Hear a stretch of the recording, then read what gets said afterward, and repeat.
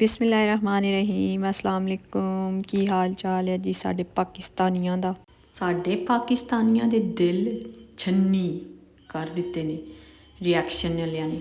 ਮੈਂ ਆਨੀ ਹਾਂ ਉਹ ਮੈਂ ਕੱਲ੍ਹ ਵੀਡੀਓ ਲਾਈ ਹੈ ਨਾ, ਉਹ ਮੇਰੇ ਕਟਿੰਗ ਬੋਰਡ 'ਤੇ ਮੈਂ ਪਹਿਲੇ ਵੀ ਦੱਸਿਆ ਕਿ ਜਿਸ ਭੈਣ ਨੂੰ ਬਹੁਤੀ ਤਕਲੀਫ ਹੈ ਨਾ ਉਹ ਮੈਨੂੰ ਪੈਸੇ ਦੇ ਦੇ, ਮੈਂ ਲੈ ਆਉਂਦੀ ਹਾਂ। ਮੈਨੂੰ ਕੋਈ ਤਕਲੀਫ ਨਹੀਂ ਨਾ, ਮੈਂ ਟੁੱਟੇ ਕਟਿੰਗ ਬੋਰਡ 'ਤੇ ਕਟਿੰਗ ਕਰਨੀ ਆ ਪਈ, ਜਦੋਂ ਮੇਰੇ ਕੋਲ ਗੁੰਜਾਇਸ਼ ਹੋਏਗੀ ਮੈਂ ਲੈ ਆਵਾਂਗੀ।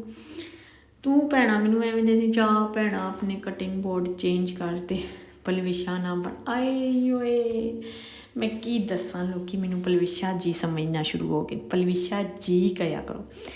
ਉਹ ਐਸੀ ਸੋਬਰ ਖਾਤੂਨ ਹੈ ਨਾ ਕਿ ਉਹਨੂੰ ਜੀ ਕਹੋਗੇ ਤਾਂ ਬਹੁਤ ਬਰ ਲੱਗੋਗੇ।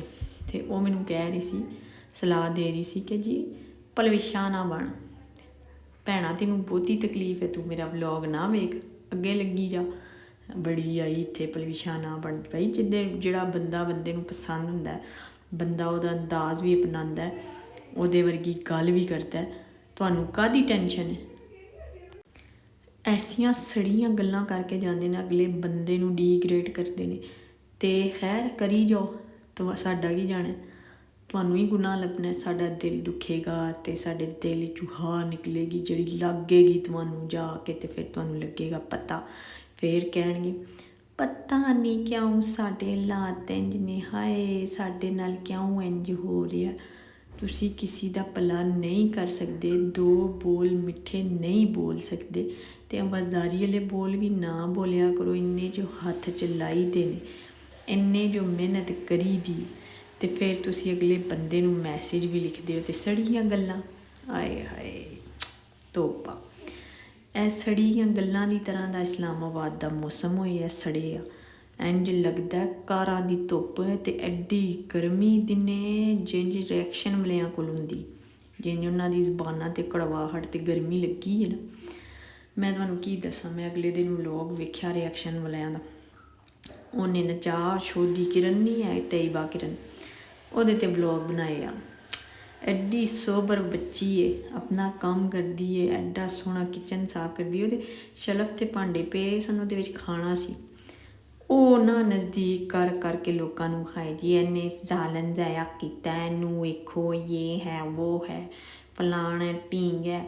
ਅਤੇ ਮੈਂ ਉਹਨੂੰ ਆਖਿਆ, ਮੈਂ ਦਿਲ 'ਚ ਨਹੀਂ ਆਖਿਆ, ਅਤੇ ਹੁਣ ਆਖ ਸਕਦੀ ਹਾਂ ਨਾ, ਪਹਿਲੇ ਤਾਂ ਮੈਂ ਨਹੀਂ ਆਖ ਸਕਦੀ। ਮੈਂ ਵੈਸੇ ਉਹਨੂੰ ਸੋਚਿਆ, ਮੈਂ ਕਿਹਾ ਤੂੰ ਜੋ ਇੰਨਾ ਜ਼ੂਮ ਕਰ ਕਰਕੇ ਸਾਲਨ ਲੋਕਾਂ ਨੂੰ ਬੱਚੇ ਵਿਖਾਉਂਦੀ ਹੈ ਪਈ ਆਪਣੇ ਵਿਊਜ਼ ਲੈਣ ਵਾਸਤੇ, ਅਤੇ ਤੈਨੂੰ ਉਹਦੀ ਸਫਾਈ ਸੁਥਰਾਈ ਨਹੀਂ ਨਜ਼ਰ ਆਉਂਦੀ। ਜਿਹੜਾ ਉਹ ਕੰਮ ਕਰਦੀ, ਜੋਬ ਕਰਦੀ, ਫਿਰ ਇੰਨੇ ਸੋਹਣੇ ਤਰੀਕੇ ਨਾਲ ਇਹ ਮਹਿਮਾਨਾਂ ਵਾਸਤੇ ਇੱਕ ਡਿਸ਼ ਨਹੀਂ 6 7 ਡਿਸ਼ਾਂ ਬਣਾਉਂਦੀ, ਕਿਆ ਸੋਹਣੇ ਤਰੀਕੇ ਨਾਲ। ਫਿਰ ਉਹ ਜੀ ਮੇਕਅਪ ਵੀ ਕਰਦੀਆਂ, ਸੋਹਣੇ ਕੱਪੜੇ ਪਾਉਂਦੀਆਂ। ਉਹ ਤੁਹਾਨੂੰ ਇਹ ਦੱਸਦੀਆਂ ਨੇ ਕਿ ਕੁੜੀਓ ਸੜੋ ਬਲੋ ਨਾ, ਕੰਮ ਕਰਨਾ ਜੇ ਤੇ ਦਿਲ ਨਾਲ ਕਰੋ ਅਤੇ ਸੋਹਣੇ ਸੋਹਣੇ ਕੱਪੜੇ ਪਾ ਕੇ ਕਰੋ। ਸਾਡੀਆਂ ਤਾਂ ਅੱਜ ਕੱਲ੍ਹ ਦੀਆਂ ਕੁੜੀਆਂ ਸੜੀਆਂ ਬਲੀਆਂ ਕੰਮ ਕਰਦੀਆਂ ਨੇ, ਅਤੇ ਕੱਪੜੇ ਜਦੋਂ ਮਹਿਮਾਨ ਆ ਜਾਣ ਅਤੇ ਫਿਰ ਕੱਪੜਿਆਂ ਪਾਉਣ ਦੀ ਵਾਰੀ ਆਏ ਅਤੇ ਉਹ ਆਖਦੀਆਂ ਨੇ ਸਾਡੇ ਕੋਲ ਟਾਈਮ ਹੀ ਨਹੀਂ ਬਚਿਆ ਸੀ ਕੱਪੜੇ ਪਾਉਣ ਦਾ। ਸੜੀ ਬੱਲੀਆਂ ਉਹ ਬਹਿ ਜਾਂਦੀਆਂ ਨੇ। ਇਹ ਜਿਵੇਂ ਰਿਐਕਸ਼ਨ ਵਾਲੇ ਨੇ, ਇਹਨਾਂ ਨੂੰ ਵੇਖ ਲਓ ਵਿਚਾਰਿਆਂ ਦੇ ਸੜੇ ਬੱਲੇ ਕੋਮੈਂਟ, ਸੜੇ ਬੜੇ ਬੱਲੇ ਉਹਨਾਂ ਦੇ ਲਹਿਜੇ, ਅਤੇ ਫਿਰ ਉਹਨਾਂ ਵਾਸਤੇ ਉਹ ਅਗਲਿਆਂ ਵਾਸਤੇ ਕੱਢਦੇ ਵੀ ਇਹ ਹੀ ਨੇ ਕਿ ਜੀ ਰਿਐਕਸ਼ਨ ਦੇ ਕੇ ਨਾ ਵੀਡੀਓ ਵਿੱਚ, ਅਤੇ ਫਿਰ ਉਹ ਕੱਢਦੇ ਨੇ ਜੀ ਇੰਝ ਹੋ ਗਿਆ, ਫਲਾਣੇ ਨੇ ਇੰਝ ਕਰ ਦਿੱਤਾ। ਫਿਰ ਖਾਣਿਆਂ 'ਤੇ ਵੀ ਇਤਰਾਜ਼, ਪਕਾਉਣ 'ਤੇ ਵੀ ਇਤਰਾਜ਼। ਫਿਰ ਜੇ ਉਹ ਸੋਹਣੀ ਤਰ੍ਹਾਂ ਸਰਵ ਕਰਦੀਆਂ ਨੇ ਕੁੜੀਆਂ, ਜਾਂ ਪਲਵਿਸ਼ਾ ਜੀ ਸਰਵ ਕਰਦੇ ਨੇ, ਫਿਰ ਵੀ ਇਤਰਾਜ਼। ਮੈਂ ਨਹੀਂ ਹਾਂ, ਦੁਨੀਆ ਜੀਣ ਹੀ ਨਹੀਂ ਦਿੰਦੀ। ਜੇ ਗੰਦ ਪਾਏ ਹੈ ਤਾਂ ਫਿਰ ਵੀ ਨਹੀਂ ਜੀਣ ਦਿੰਦੀ, ਜੇ ਸਾਫ਼ ਸੁਥਰਾਈ ਕਰ ਲਈਏ ਅਤੇ ਫਿਰ ਕੱਪੜੇ ਪਾ ਲਏ ਨੇ ਅਤੇ ਫਿਰ ਵੀ ਨਹੀਂ ਜੀਣ ਦਿੰਦੀ। ਇਹਨਾਂ ਨੂੰ ਹੋਰ ਕੰਮ ਹੀ ਕੋਈ ਨਹੀਂ, ਕਿਚਨ ਵਿੱਚ ਆ ਜਾਂਦੀਆਂ ਨੇ ਮੇਕਅਪ ਕਰਕੇ ਔਰ ਕੱਪੜੇ ਪਾ ਕੇ। ਇਹਨਾਂ ਨੂੰ ਬੰਦਾ ਪੁੱਛੇ ਕਿ ਨਹੀਂ ਵਿਹਲੀਆਂ ਤੁਸੀਂ, ਉਹ ਜੇ ਮੈਂ ਕਿਹੜੇ ਪਾਸੇ ਜਾਂ ਮੈਂ ਨਹੀਂ ਹਾਂ, ਲੋਕ ਜੀਣ ਨਹੀਂ ਦਿੰਦੇ, ਪਰ ਤੁਸੀਂ ਜੀਏ ਜਾਓ, ਪਾਏ ਜਾਓ। ਮਾਰੀਆ ਬੀ ਦੇ ਵੀ ਸੂਟ ਪਾਈ ਜਾਓ, ਆਗਾ ਨੂਰ ਦੇ ਵੀ ਸੂਟ ਪਾਈ ਜਾਓ, ਔਰ ਖਾਡੀ ਦੇ ਵੀ ਪਾਈ ਜਾਓ। ਔਰ ਕਿਹੜਾ ਨਿਸ਼ਾਦ ਬੜਾ ਮਹਿੰਗਾ, ਨਿਸ਼ਾਦ ਦੇ ਪਾਈ ਜਾਓ, ਸਾੜੀ ਜਾਓ। ਇਹਨਾਂ ਦੇ ਕਲੇਜਿਆਂ ਦੇ ਨਿਸ਼ਾਦ ਦੇ ਦੁਪੱਟੇ ਮਾਰੋ ਠਾ, ਅਤੇ ਇਹਨਾਂ ਦੇ ਕਲੇਜੇ ਸੜਨ ਇੰਝ, ਅਤੇ ਇਹ ਆਖਣ ਫਿਰ ਤੁਹਾਨੂੰ PR ਆਇਆ ਸੀ। PR ਤੁਹਾਨੂੰ ਕਦੋਂ ਆਇਆ? PR ਤੁਸੀਂ ਵੀ ਵੀਡੀਓ ਬਣਾਓ, ਤੁਹਾਨੂੰ ਆਇਆ ਹੀ ਨਹੀਂ। ਸ਼ੋ ਦਿਓ ਤੁਸੀਂ ਲੋਕਾਂ ਦੀਆਂ ਵੀਡੀਓ ਉੱਤੇ ਰਿਐਕਸ਼ਨ ਦੇ ਕੇ ਆਪਣਾ ਕਲੇਜਾ ਛੰਨੀ ਕਰ ਛੜੇ, ਲੇਕਿਨ ਤੁਸੀਂ ਜਿਹੜੇ ਹੈ ਨਾ ਤੁਹਾਨੂੰ ਆਰਾਮ ਨਹੀਂ ਹੈ। ਪਿਆਰ ਮੁਹੱਬਤ ਦੇ ਅਲਫਾਜ਼ ਬੋਲੀ ਦੇ ਨੇ, ਸੋਹਣਾ ਸੋਹਣਾ ਬੋਲੀ ਦਾ। ਸਾਡੀ ਪੰਜਾਬੀ, ਪੰਜਾਬ ਦੀ ਮਿੱਠੀ ਪੰਜਾਬੀ ਬੋਲੀ ਦੀ ਹੈ। ਮੈਨੂੰ ਬਾਹਰ ਦੇ ਲੋਕਾਂ ਦੀ ਪੰਜਾਬੀ ਬੜੀ ਸੋਹਣੀ ਲੱਗਦੀ।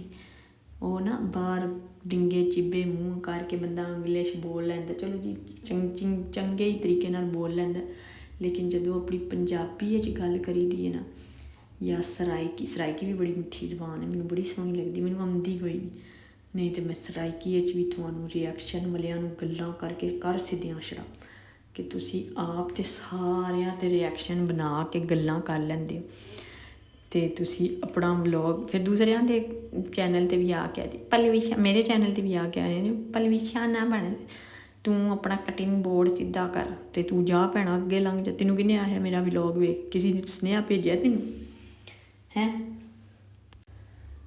ਐ ਸੜੀ ਧੁੱਪ ਤੂੰ ਹੁਣ ਠੰਡੀ ਰਾਤ ਹੋ ਗਈ, ਸਾਡਾ ਕਲੇਜਾ ਠੰਡਾ ਹੋ ਗਿਆ। ਜਿਨ ਪਲਵਿਸ਼ਾ ਜੀ ਦੀ ਜ਼ਬਾਨ ਠੰਡੀ ਮਿੱਠੀ ਸੋਹਣੇ ਤਰੀਕੇ ਨਾਲ ਉਹ ਬੋਲਦੇ ਨੇ, ਅਤੇ ਇੰਨੇ ਸੋਹਣੇ ਤਰੀਕੇ ਨਾਲ ਉਹ ਉਹਨਾਂ ਦਾ ਹਸਬੈਂਡ ਵੀ ਅੱਛੇ ਤਰੀਕੇ ਨਾਲ ਉਹਨਾਂ ਦੀ ਗੱਲ ਸੁਣਿਆ। ਉਹਨਾਂ ਦੇ ਹਸਬੈਂਡ ਦੀ ਬਰਥਡੇ ਸੀ, ਉਹਦੇ 'ਤੇ ਵੀ ਇਤਰਾਜ਼ ਲੋਕਾਂ ਨੂੰ, ਮੈਂ ਨਹੀਂ ਹਾਂ, ਲੋਕ ਜੀਣ ਹੀ ਨਹੀਂ ਦਿੰਦੇ, ਕੀ ਕਰਨ, ਕਿਹੜੇ ਪਾਸੇ ਜਾਣ। ਅਤੇ ਤੁਸੀਂ ਨਾ ਮੇਰੇ ਚੈਨਲ ਨੂੰ ਲਾਈਕ ਕਰ ਦਿਓ, ਸ਼ੇਅਰ ਕਰ ਦਿਓ ਅਤੇ ਸਬਸਕ੍ਰਾਈਬ ਕਰ ਦਿਓ, ਅਤੇ ਜਿਹਨੂੰ ਮੇਰੇ ਚੈਨਲ ਨਹੀਂ ਚੰਗਾ ਲੱਗਦਾ ਉਹ ਅੱਗੇ ਲੰਘ ਜਾਏ, ਨਾ ਵੇਖੇ। ਤੇਰੇ ਹੀ ਨਕਲ ਕਰਨੀ ਪਲਵਿਸ਼ਾ ਜੀ ਦੀ, ਉਹ ਮੇਰੀ ਆਈਡੀਅਲ ਮੈਨੂੰ ਚੰਗੀ ਲੱਗਦੀ, ਮੈਂ ਹੁਣ ਤੁਹਾਡੀ ਨਕਲ ਕਰਾਂ? ਜੇ ਉਹਨਾਂ ਦੀ ਨਕਲ ਕਰਨੀ ਹੈ ਤਾਂ ਚੰਗਾ ਕਰਨੀ, ਤੁਸੀਂ ਨਾ ਵੇਖੋ ਮੈਨੂੰ। ਜੀਣ ਦਿਓ ਸੋਹਣੇ ਤਰੀਕੇ ਨਾਲ। ਇੱਥੇ ਆ ਕੇ ਸਾਡਾ ਕਲੇਜਾ ਨਾ ਚੰਨੀ ਕਰਿਆ ਕਰੋ।